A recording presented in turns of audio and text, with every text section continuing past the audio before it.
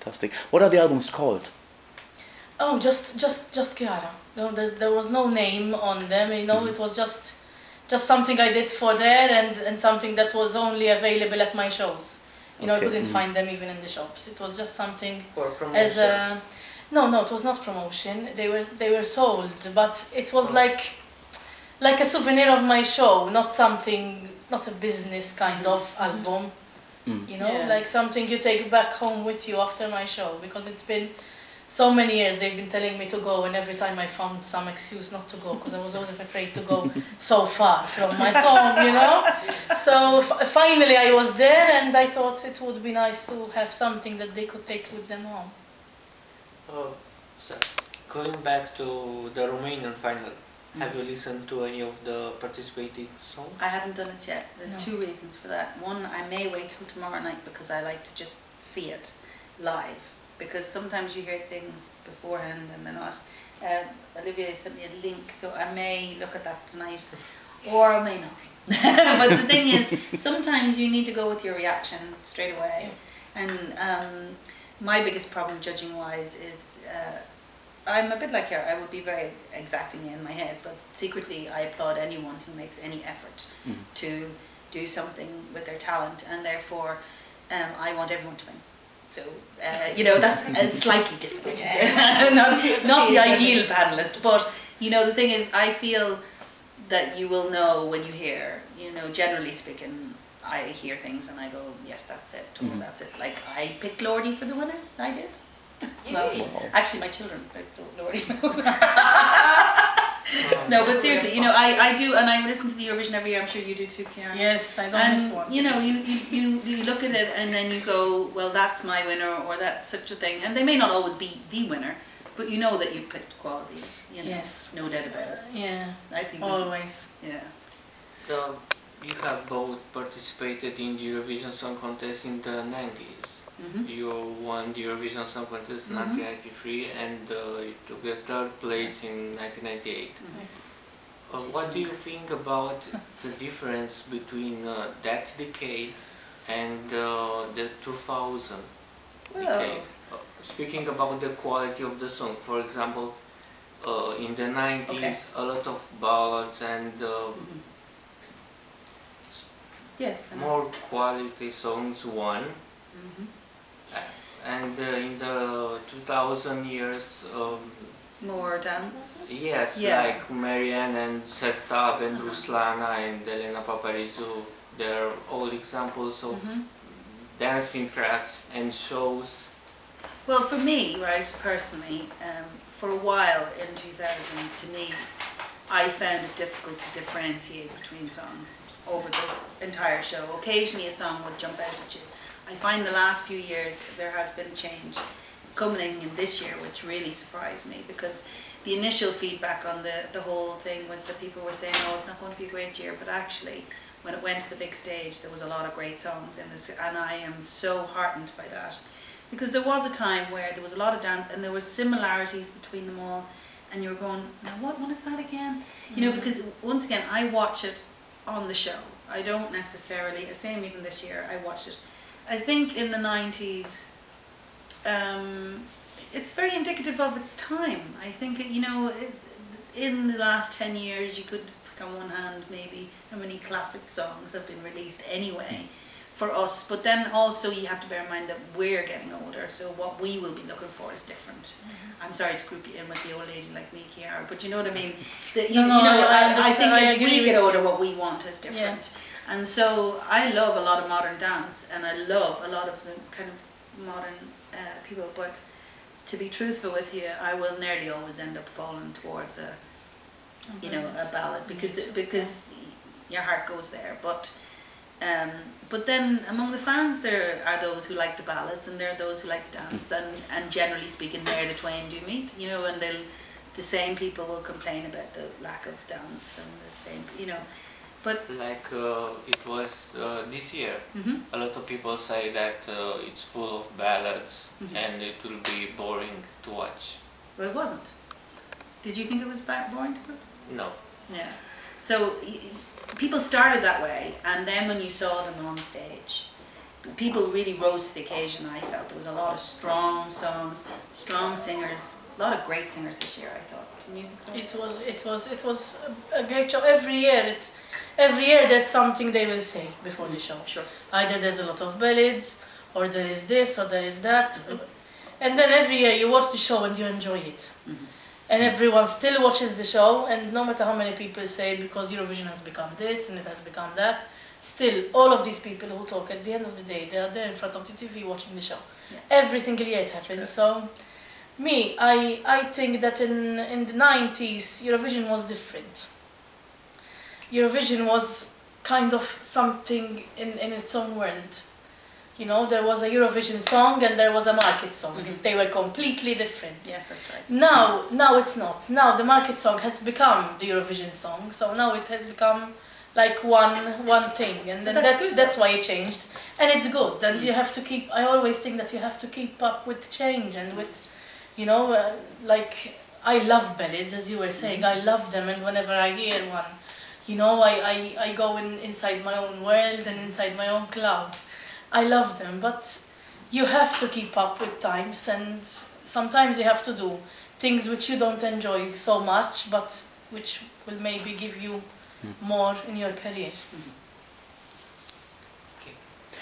Now, in Malta, PBS, I think they changed the rules that artists who have been at Eurovision are not allowed to come back for the next 3 years. Yeah. What do you think about that? I didn't like it. I didn't like it. No. True, I didn't like it. I have to. Well, actually, I'm going to give you a secret. Tell you a secret now. Can I record that? I was actually thinking of taking part this year, and then the regulations came out, and it was like, Chiara cannot take part in the festival. I was like, oh, okay, that is strange, you know. It didn't feel. Well, maybe for the others they didn't care. The other two people who were mentioned, because it was me and this year's Thea and Morena, the one the year before me. Vodka. Yeah. So maybe they didn't. For me, Eurovision, you know, I'm a big Eurovision fan, like all of you. So I watch it every year. And I love it, and I love being there. It's something so big, and being part of it. And the more you go, the easier it becomes, because you go there, you know all the people, and it's like one big family having a big party for 2 weeks. Yeah. It's amazing. 2 weeks. So got like 4 months to me this year. And you live here, yeah? Yeah. So, you know, I didn't like the fact that they tell you when you can take part or not, because as you said, if the right song comes by, you cannot just say, okay, wait a couple of years, because in a couple of years it might not be right again. So I didn't like it. Well, you know, the thing is, I suppose people are trying to rejuvenate things, and they want, I mean, see, Ireland have changed the way they're selecting this year, and I do know what they're trying to achieve in there, but I think a lot will depend on what gets presented, if it's changed in any way. You know, they're desperately trying to find a way to be relevant, but my big thing is, if you have something that is quality, it should be in it, right? It shouldn't matter who's singing it, or where it comes from, what background, whether it's Eurovision or not. You shouldn't judge your selection process on what will do well at Eurovision. Yeah. Because nowadays to win Eurovision is very random. It's like 40 countries, it's difficult.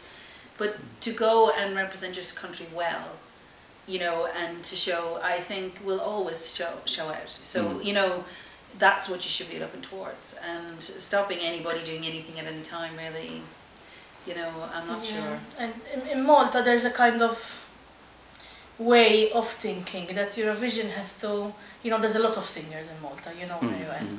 And there's this kind of thought everyone has, that everyone should get a chance of going to Eurovision. Which I understand, because it's a small island and it's the only, maybe one of the few places we can go and really show what we know what to do. But as you are saying, I agree with you. If it's something of quality, and if it will make the country go maybe higher in placing, or, you know, do well and look well, you know, I don't think it should be like, well, now it's not your time, you've been there, it's someone else's time. I think it should be like, this is good and this is not good. And that's how it's supposed to be, but Yeah. unfortunately it's not like that. Somebody had some rules. Yeah. Oh, yeah. We'll create our own. We'll do our own. I'll do my own Eurovision one day. Well, you'll be on the panel here in Romania Yes. tomorrow night on New Year's Eve, basically. We get 13 songs, I think it's 13? Yes. 13. In the Netherlands, we know it's only going to be one artist group, three J's, singing five songs. Okay. Do you think this is a good way of doing it, to narrow it down to one artist and then choose the song? Or have variety like it is going to be here this year? I'm afraid I'd get on my soapbox, but this way maybe you should start. I've been to, like in 2005, I was in Greece international final, and Elena sang 3 different songs, and the people chose number 1. And that worked. It worked really well.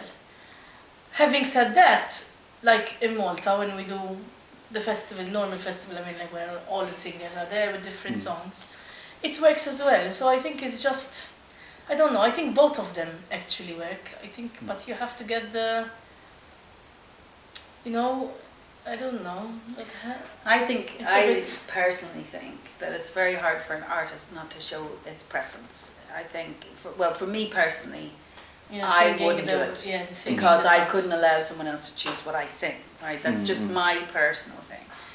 But the biggest thing of all is, for instance, my year in the UK, Sonia sang 8 songs. Did she do it?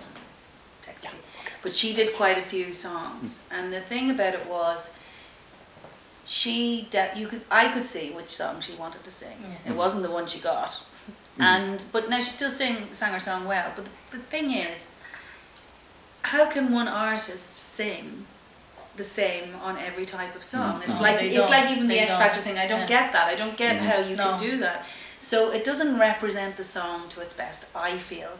Even someone like ourselves who can sing many types of songs or whatever, I mean, I could give it a good stab, but I still feel... Yeah, when you sing a ballad, it's different. Completely different. You give it more than you... Emotions. Yes.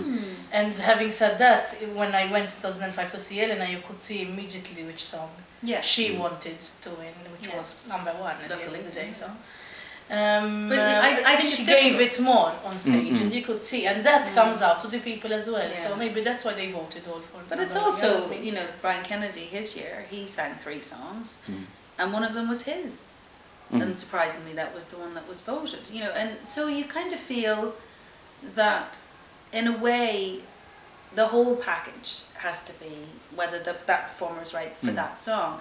You've got, because it's a song contest at the end of the day. Yeah. But it's essential to have the right performer for it. Yes. And the thing is, if you at the beginning say, okay, you're going to be the singer. So what, do they write for you, or do they just select songs and then leave you to it? And then maybe somebody's written this fantastic song, but that I don't do justice. It doesn't work for me. Also, then I can't go and say to you that I'm going because I love the song. But it has to be your song. Niamh Kavanagh and Chiara, thank you very much. We wish you a happy new year. Oh, happy new year to you too. And for both of you, eventually for 4th time for you and a 3rd time for you, back at the Eurovision stage. At the same time, though, be good. Yeah, it would be nice. Yeah, but I need someone older, because this year I was the oldest singer. I just want to say that. I was the oldest singer on the stage. I don't want to be the oldest every time. You were the best. Oh, you beautiful boy! I love him. No, but it's true. I was the oldest singer. I really did feel like a dame. They did call me Dame Niamh, but I really felt that way, kind of flouncing about. And it was. I desperately tried to fight. I had hopes of 1 or 2 of them, but no, I was the oldest. By 5 or 6 years, I think I was really up there. So.